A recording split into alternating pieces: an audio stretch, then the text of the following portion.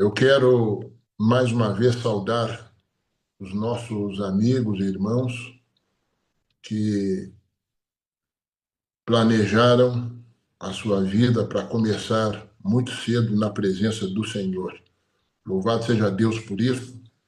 Eu entendo perfeitamente a responsabilidade que tenho.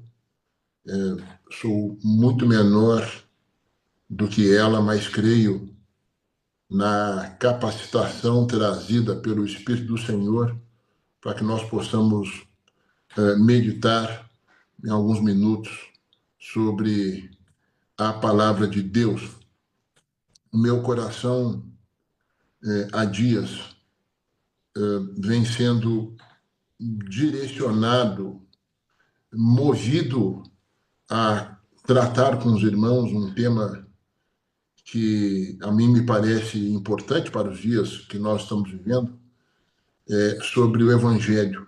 E se eu pudesse dar um título à mensagem, eu diria que o Evangelho não é um mar de rosas.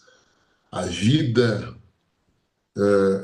sob o manto do Evangelho, sob a égide do Evangelho, é desafiadora, é bem diferente do que às vezes nós imaginamos e com algumas oportunidades, se não formos cuidadosos, nós poderemos entregar essa mensagem de alguma forma, não destacando que nós estamos sendo, na verdade, chamados para um campo de batalha, para a luta. Né? Isso tem muito a ver com o quadro do grande conflito, que é uma guerra cósmica na qual nós estamos inseridos por causa da aceitação do pecado que os nossos pais e nós, por consequência, herdamos, não é verdade? E eu quero, então, convidá-los a abrirem comigo a Santa Bíblia no Evangelho de São Mateus, no capítulo 10. Nós vamos ler alguns versos a partir do 34. São Mateus, capítulo 10, a partir do verso 34. Eu vou dar o tempo de você encontrar e vamos para a reflexão desta manhã. A versão que eu possuo diz assim, São Mateus 10, 34. Não penseis que vim trazer paz à terra. Não vim trazer paz, mas espada. Pois vim causar divisão entre o homem e seu pai, entre a filha e sua mãe, e entre a nora e sua sogra. Assim os inimigos do homem serão os da sua própria casa. Quem ama seu pai ou sua mãe mais do que a mim não é digno de mim. Quem ama seu filho ou a sua filha mais do que a mim não é digno de mim. E quem não toma a sua cruz e vem após mim não é digno de mim. Finalmente, o verso 39 diz: quem acha a sua vida, perdê-la-á. Quem, todavia, perde a vida por minha causa, achá-la-á. Esse aqui é um texto, assim, estranho sob o ponto de vista da visão que nós temos de Jesus como o príncipe da paz. Como assim? Alguém que cerca de 700 anos antes da sua encarnação foi anunciado como o príncipe da paz, falando em guerra, falando em espada, que a vinda dele trouxe ao mundo espada? Como assim? Como eu devo interpretar a revelação de Isaías, lá no capítulo 53, no verso 5, quando ele fala de que o castigo que estava sobre ele é que nos traz a paz. Como que eu posso compreender este texto sob o foco da encarnação e do propósito da vinda de Jesus a este mundo? Bom, nós, ao analisarmos este texto, especialmente o verso 34, que é, eu chamaria assim, o tópico frasal desse conjunto de informações que nós demos aqui, em que Jesus fala das dificuldades, é importante nós entendermos o que foi que ele disse e o que ele não está dizendo nesse texto, né, para nós termos uma compreensão correta, adequada do que Jesus quis dizer da mensagem que vale para os nossos dias. O primeiro aspecto, nós devemos entender, irmãos, que não existe evangelho sem cruz, sem renúncias e sem rupturas. O cristianismo, ele não existe sem guerra, sem censura, sem morte do eu e sem reações. Isso tudo é importante compreender, porque nós, muitas vezes, somos atraídos a Jesus e imaginamos que dali em diante, doravante, a nossa vida será como um mar de rosas e de verdade, não é isso que acontece. Nós somos chamados para o combate dentro do quadro do grande conflito. O contexto do capítulo 10 de Mateus, você pode olhar a partir do verso 1, ele trata da escolha que Jesus fez dos seus 12 enviados, dos 12 apóstolos, né? Também a gente costuma chamá-los dos seus discípulos, aqueles que estavam mais próximos dele. E Jesus instrui esses homens, ele os admoesta com relação aos desafios que eles teriam. Jesus os estimula e, de alguma forma, apresenta nesse momento as dificuldades. Jesus está dizendo assim, olha, vocês vão ter grandes desafios. E aí ele começa o texto dizendo, não pensem que eu vim a este mundo para trazer paz. E aqui a paz que Jesus está apresentando não é aquela relacionada ao propósito da sua vinda na comunhão direta com cada um de nós. A paz que era anunciada pelos profetas messiânicos, e aí eu destaco Isaías, nos 2 textos que eu citei aqui, ele se refere à paz interior. Jesus, ao morrer por nós, no sacrifício vicário que ele fez, na propiciação que Jesus fez por cada um de nós, ele restabeleceu a possibilidade do relacionamento homem-Deus, Deus-homem. E isso gera dentro de nós a paz. É aquela mesma paz que nós somos desafiados a evidenciar e a viver quando o mundo está em tempestade. Sabe aquela história? Tem inclusive um livreto adventista que fala a paz da tempestade e mostra um passarinho dentro do seu ninho, nitidamente tranquilo, e o mundo em seu redor completamente em convulsão, não é? Então, aquela paz ciente, aquela paz focada, aquela paz que evidencia esperança de que os dias serão melhores. É disso que ele está falando, não é? A paz que Jesus concede a cada um de nós é essa paz que o mundo não pode dar. Quando ele se despediu dos discípulos, ele disse, olha, eu dou para vocês a minha paz. Não é essa paz que significa a ausência de guerra. mas é a paz interior, da tranquilidade, mesmo que o mundo esteja em grande dificuldade. A paz que Jesus está falando aqui era a paz que aqueles homens, de alguma forma, representavam, porque o povo judeu, antes de um Messias salvador, eles queriam um líder libertador, alguém que viesse de espada, sim, em punho, para liquidar, para pôr fim, né, à imposição, à ditadura, né, à tirania do Império Romano. Então, Jesus está dizendo assim, vocês acham que eu vim trazer essa paz ao mundo? Esqueçam. Né? O que eu vim trazer é espada. E quando ele fala em espada, se você for olhar no contexto bíblico lá de Efésios 6, o verso 17, você vê que ali Paulo, falando da armadura do cristão, ele menciona o caráter, né, de que a palavra, a espada do Espírito é a palavra de Deus.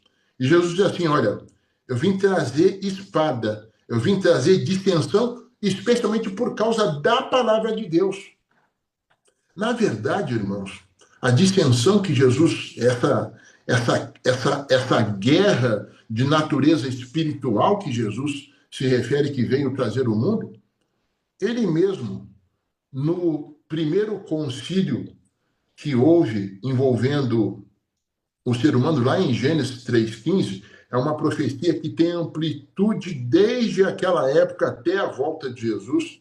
Ali ele diz, ali Deus, quando ele diz que porém inimizade entre o homem e o inimigo de Deus, ali representado pela serpente, ali Deus estava estabelecendo limite entre o bem e o mal. Essa é uma necessidade que nós precisamos observar e precisamos cultuar, entender que não existe, não pode existir comunhão entre luz e trevas, entre o bem e o mal. Então, esse é o contexto do que Jesus está dizendo. Ele diz assim, na apresentação da mensagem da salvação, isso irá provocar dissensão. Você deve ter observado no seu estudo constante, permanente e frequente da palavra de Deus, que invariavelmente, onde Jesus se apresentava, quando ele reunia pessoas, ali sempre existia um espírito de dissensão. Existia o grupo do contra, das pessoas que questionavam, por mais importantes e relevantes que fossem os milagres, havia sempre pessoas com disposição em criticar, em criar espírito de contenda. Né? Então, Jesus estava dizendo isso, olha, a mensagem que eu apresento é uma mensagem impopular, exatamente como é nos dias de hoje. Né? Os irmãos sabem, nós vivemos um período, não só no Brasil, mas em grande parte do mundo, sobretudo no mundo ocidental, não é? Uma polarização grande no campo político, econômico agora, com a ascensão do novo governo norte-americano, não é? Social, político e ideológico. Então, isso tudo traz à cena as questões de costumes, os valores defendidos pela palavra de Deus. Não é? E nós, como igreja conservadora que somos, não é? Não pelos os fundamentos próprios da igreja, porque a igreja ela não subsiste com os seus próprios fundamentos. O fundamento da igreja é Cristo, e é com base na sua palavra que a igreja subsiste. E nós somos defensores de uma mensagem que é impopular e que precisa de homens e mulheres valentes, jovens com disposição de segurar a espada do Espírito, não para atacar o mundo, mas para defender as verdades, verdades que curam, que libertam, que salvam e, acima de tudo, transformam. É nesse sentido que Jesus está apresentando aqui, como eu disse há pouco, o tópico frasal, e aí ele vem argumentar Ele vem dizer que essa é uma verdade, não é? Que causa divisão entre o homem e o seu pai. Ou seja, ele apresenta o ambiente da família como sendo, por exemplo, um campo em que essa luta se trava. E eu sei que nessa manhã, nessas primeiras horas antes que a parte clara do dia se manifeste, eu estou falando para queridos que sabem exatamente o que eu estou dizendo com relação à luta que nós travamos, a começar pelo ambiente da família, não é? Quando, especialmente quando nem todos têm a mesma visão, eventualmente a mesma visão que nós temos sobre o valor da mensagem, a necessidade de nos apegarmos ao Deus que é o dono dessa mensagem, né? Essa mensagem que busca promover transformações em cada um de nós. E aí ele vai dizendo, este ambiente será um ambiente de lutas em que vai envolver o filho contra o pai, a filha contra a mãe, e vai até naquele ambiente muito comum, né, de alguma dissensão, que é entre a nora e a sogra. Mas isso tudo para dizer que é um ambiente de luta. Assim, os inimigos do homem serão os da sua própria casa. E quando a gente fala do ambiente de casa, é um ambiente em que há naturalmente o amor, né? Naquelas 4 classificações do amor segundo a visão grega, uma delas chama-se classificação do amor storge. Storge, que é o amor natural, o amor familiar. Dentro desse ambiente que há o amor da consideração do ambiente familiar, é possível. Jesus está dizendo, é ser um ambiente de luta. E aí eu quero dar destaque quando Jesus fala assim, nesse ambiente de amor, mesmo que haja luta, aquele que ama, aquele que abre mão da mensagem da salvação, dos fundamentos dessa mensagem para valorizar, por causa desse amor, aquilo que diz, aquilo que defende qualquer dos seus familiares, quem ama seu pai ou sua mãe mais do que a mim, não é digno de mim.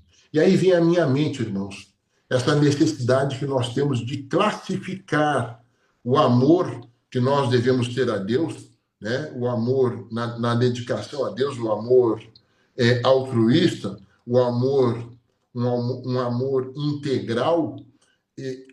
Onde que eu vou colocar, qual a classificação que eu dou, qual a priorização que eu dou a esse amor, o amor genuíno, o amor a Deus, o amor que decorre da dependência dessa relação fundamental que nós devemos ter, não é? E comparativamente com o amor que eu tenho aos meus semelhantes. Eu quero dizer o seguinte, o pai que ama mais o seu filho do que o próprio Deus, ele precisa rever os fundamentos da sua religiosidade, não é? Porque colocar o amor de Deus na mesma gaveta, no mesmo padrão que eu coloco qualquer dos meus familiares, quem sabe o meu amigo, o esposo, a esposa, eu estou desconsiderando o valor que Deus deve ter na minha vida. É claro que, acima de tudo, a Bíblia tem uma história dramática, conta a história dramática de Abraão, por exemplo, que um homem centenário, pai de um filho, né? E quando, no caso Isaac, e Deus o chama, né, para o sacrifício do filho. Naquele momento, aquele homem tinha, provavelmente, no lugar de Deus no coração, o próprio filho. Mas depois da luta com Deus, ele manifestando fé naquele pedido, naquela demanda que Deus apresentou a ele, ele sobe o monte Moriá ali, ele apresenta o filho para ser sacrificado. Naquele momento ele mata o filho lá no coração. E ele mostra para Deus que ele havia colocado o filho no lugar em que ele deveria estar, limpando o coração para que Deus, o verdadeiro Senhor da sua vida, pudesse habitar. Então, assim, é importante nós compreendermos a importância desse nivelamento adequado do amor a Deus e o amor aos nossos semelhantes, especialmente os nossos familiares. Jesus, caminhando para o final dessa sua pregação aos discípulos que em seguida sairiam para o cumprimento da missão, ele diz: e quem não toma a sua cruz, lá no verso 38, e vem após mim, não é digno de mim.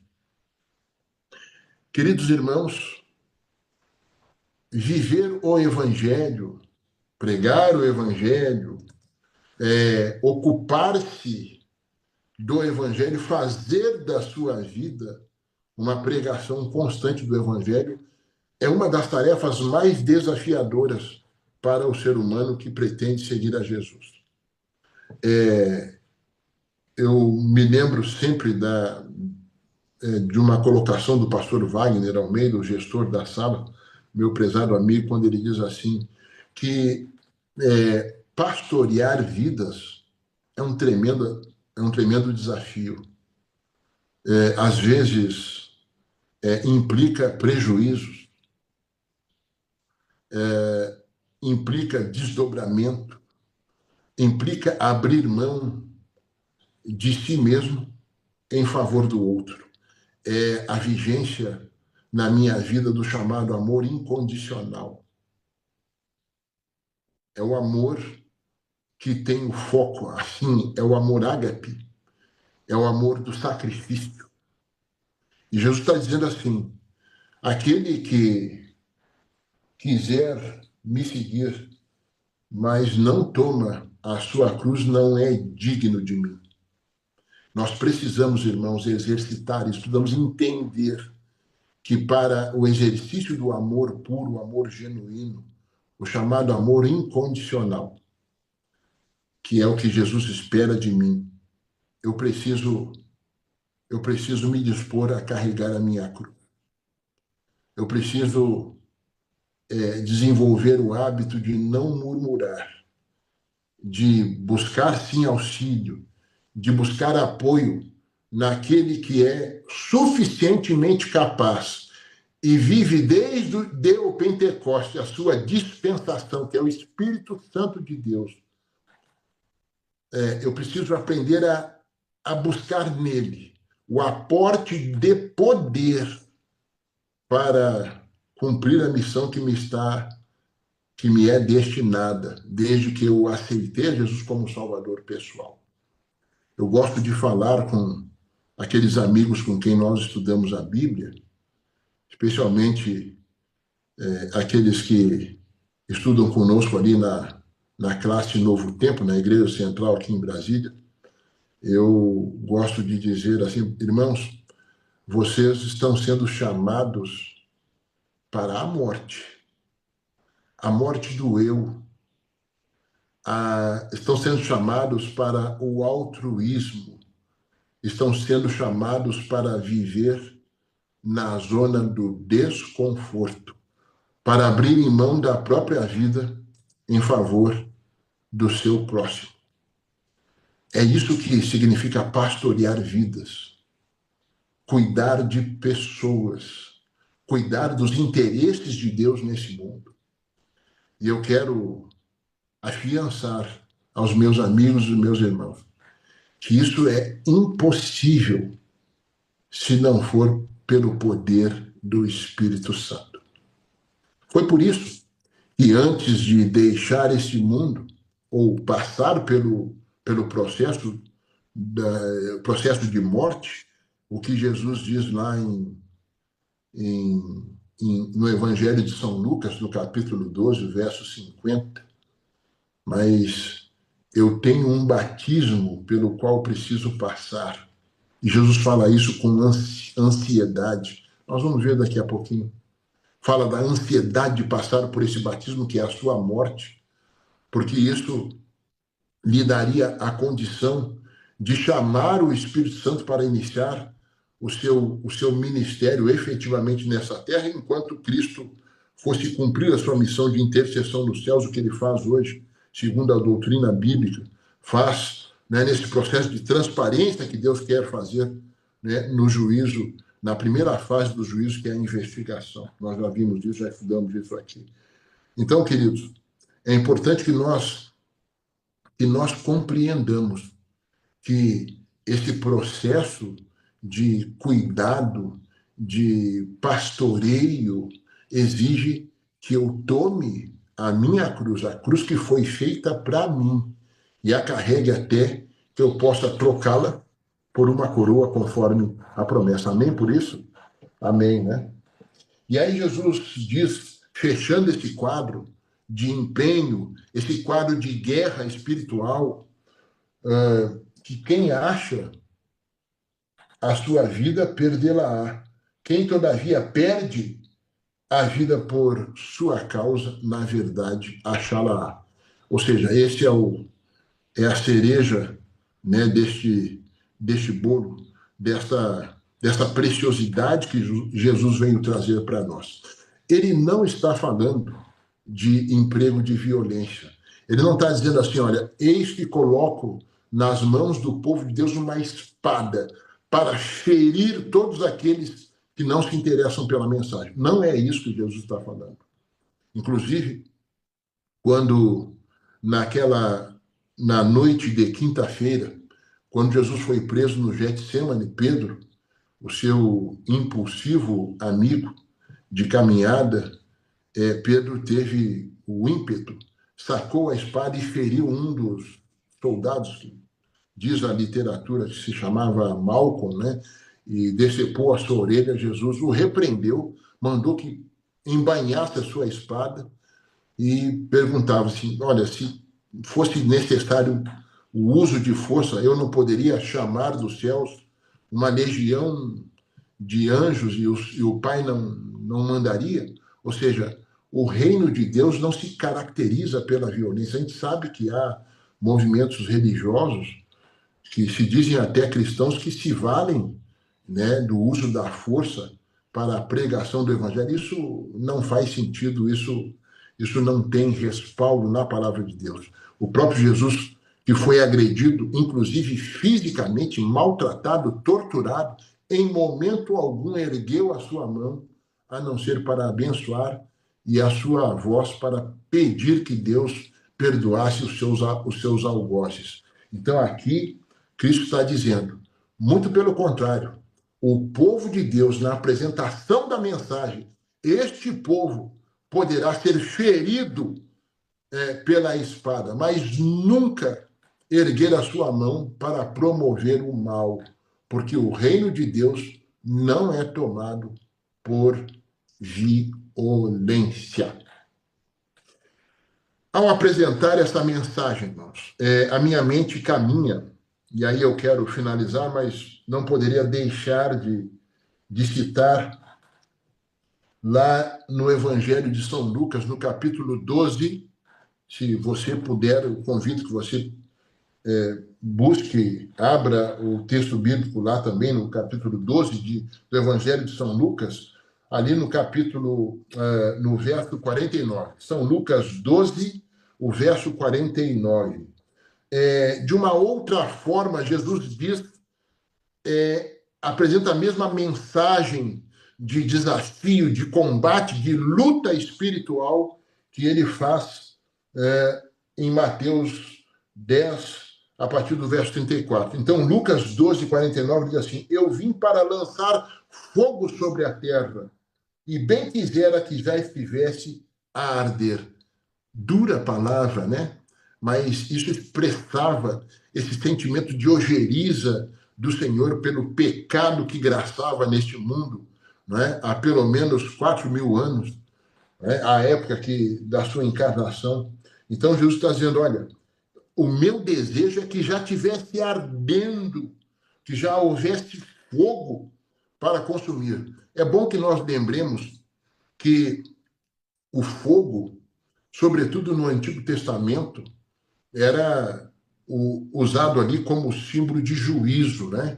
Todas as vezes, por exemplo, o episódio lamentável, triste, da destruição de duas cidades como Sodoma e Gomorra. Aquelas cidades foram destruídas por fogo e enxofre, né? Que Deus mandou dos céus. Então, o fogo tem esse significado, essa nuance de destruição, até de renovação, de purificação, né, de juízo, e que Jesus está se referindo aqui. Aí ele entra mencionando da sua ansiedade, da sua angústia para chegar-se a época do batismo com o qual haveria de ser batizado, está no verso 50, e diz ele que se angustia por isso até que se realizasse. Aí ele volta a mensagem dizendo: você supõe que eu vim para dar paz à terra? Ele pergunta: vocês acham que eu vim para trazer paz à terra? Não vim, não. Eu afirmo que antes eu vim trazer divisão. E aí os meus olhos, a minha mente, o meu coração, os meus sentidos são levados de volta a Gênesis 3,15, quando ele diz assim: é preciso haver divisão entre o bem e o mal, entre luz e trevas. E essa deve ser a percepção muito clara do povo de Deus, sobretudo nesses dias em que há certa confusão, mistura de costumes, de certo e errado. E pasmem, dentro da igreja de Deus, muitas vezes, muitos de nós, como líderes, nos constrangemos por causa do politicamente, do socialmente correto, nos constrangemos de chamar o pecado pelo nome. É claro que nós precisamos cuidar o como fazer isso, usar estratégias adequadas de comunicação. Devemos fazer isso com amor, com carinho, mas precisamos nos posicionar. Essa deve ser a nossa preocupação. Eu me lembro que em determinada igreja onde eu vivi com minha família, eu fui líder e houve ali um período de crise entre o pastor sênior da igreja e alguns membros da liderança. E um dia estávamos conversando, eu pedi uma audiência para a gente conversar um pouco, pedir algumas orientações, levar algumas ideias para a consideração pastoral.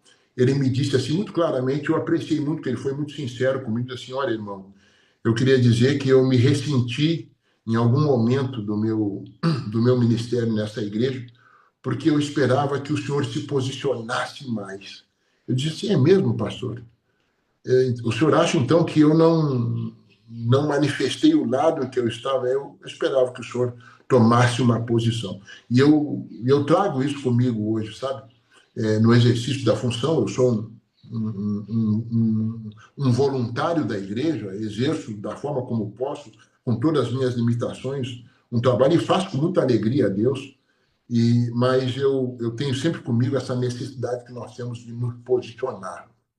Nós não podemos ser dúbios naquilo que é o certo, que nós conhecemos, até onde nós conhecemos o que é certo, né? Venhamos a conhecer o que é certo na palavra de Deus, da mensagem, nós temos que nos posicionar. Nós não devemos apresentar dubiedade, né, no exercício da nossa função. Nós temos que escolher o lado no qual nós estamos. E Jesus está dizendo: eu vim para estabelecer divisão. E esse é o nosso papel. Não devemos ter receio com carinho, de novo, com carinho, com amor, com estratégia, chamar o pecado pelo nome. Não é? Cuidar da nossa vida para que nós não sejamos reprovados naquilo que nós estamos dizendo. Né? Precisamos alertar o povo que está muito próxima à nossa redenção e que nós precisamos ajudar o Senhor no cumprimento da sua missão. Nós sabemos que não é a igreja quem salva, mas a igreja é instrumento de salvação e nós somos a igreja. E nós, para isso, precisamos do poder do Espírito. Eu volto a insistir nisso.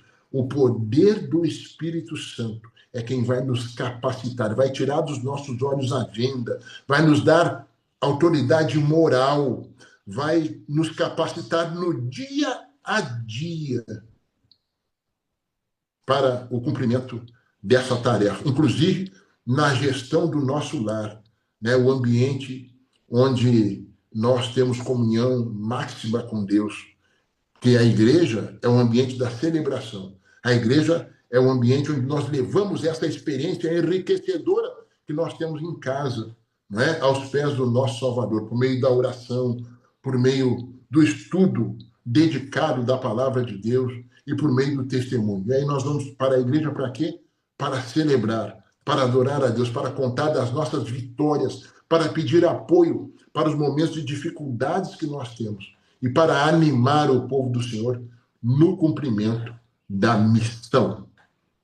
É isso, queridos, que nós temos a considerar com os irmãos nesta manhã, e eu quero orar, encerrando esse momento, permitindo aí que a sala continue a sua programação prevista para hoje. Eu convido você, assim como está, fechando os olhos, curvando a fronte, buscarmos a Deus em oração mais uma vez. Nosso Pai querido, Deus Todo-Poderoso, nosso Salvador, Senhor, justiça nossa, nos dirigimos a Ti nesse momento com enorme alegria por essa oportunidade que temos de estar reunidos nas primeiras horas da parte clara deste dia, um início de semana útil para o trabalho, para a busca dos nossos interesses, mas também e especialmente para fortalecermos a nossa comunhão contigo por meio da contemplação do teu formoso rosto, estudando a tua palavra. Que o teu Espírito Santo seja aquele que nos possui desde agora até que volte Jesus.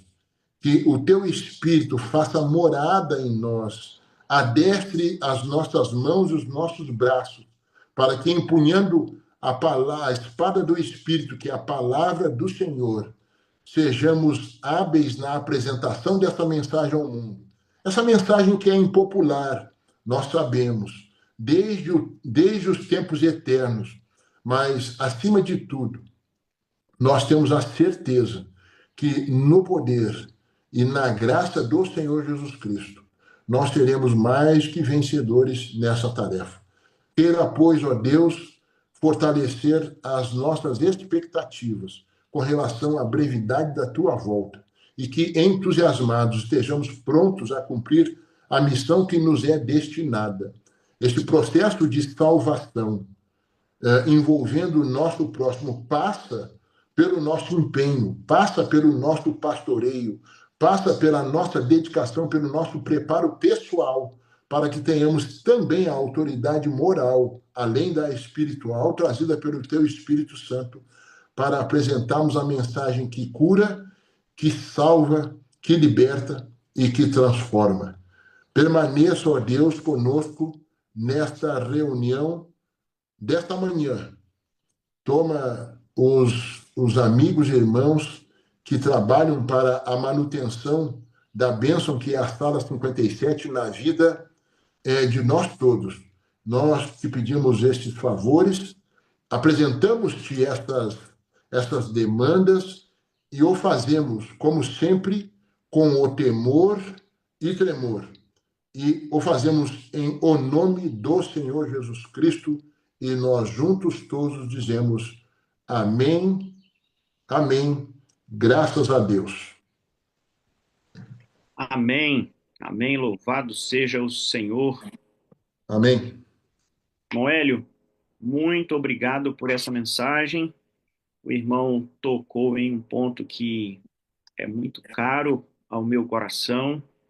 Essa mensagem que nos convida a refletir na responsabilidade que é viver o Evangelho. Nossa igreja hoje carece dessa compreensão. Se falarmos em termos de relacionamento com Deus, o grande diferencial é o batismo do Espírito Santo. E falando de igreja na prática, é a falta dessa compreensão que tem gerado os desafios que a igreja tem enfrentado. A falta de entender a importância dessa negação do eu, dessa prioridade de Cristo Jesus na nossa vida. Então, eu quero agradecer ao irmão por ter tocado nesse tema, que é um tema amplo, e a igreja precisa crescer nesse aspecto. Nós temos falado muito nos últimos anos sobre fazer discípulos, mas a ação de fazer discípulo passa por compreender esse passo que nós precisamos, né? Negar o eu e uma submissão completa a Cristo Jesus. Então, nós somos ricamente abençoados pela mensagem do irmão nesta manhã. O Evangelho não é um mar de rosas. É verdade. Temos sentido isso na pele. É isso Muito aí. bem. E, Pastor, sim, antes que nós venhamos a nos despedir, eu gostaria de dizer quatro coisas ao senhor. por E ao, favor. e ao dizer isso ao senhor, eu digo aos queridos amigos que nos acompanham na adoração desta manhã. Eu amo o senhor, eu preciso do senhor para ser feliz. Eu sei, eu sinto que o senhor é a parte visível de Deus e eu creio muito mais em Deus porque o Senhor e todos esses queridos irmãos e irmãs existem. Amém. Glória a Deus. E eu quero dizer, irmão Hélio, que eu amo o irmão, preciso do irmão para ser feliz. O irmão é a parte visível de Deus e eu creio mais em Deus porque você, irmão Hélio, e todos os irmãos aqui da sala 57 existem. Amém. Muito obrigado. Deus abençoe. Ótimo Um dia na grande dia. presença de Deus. Amém, igualmente. Obrigado.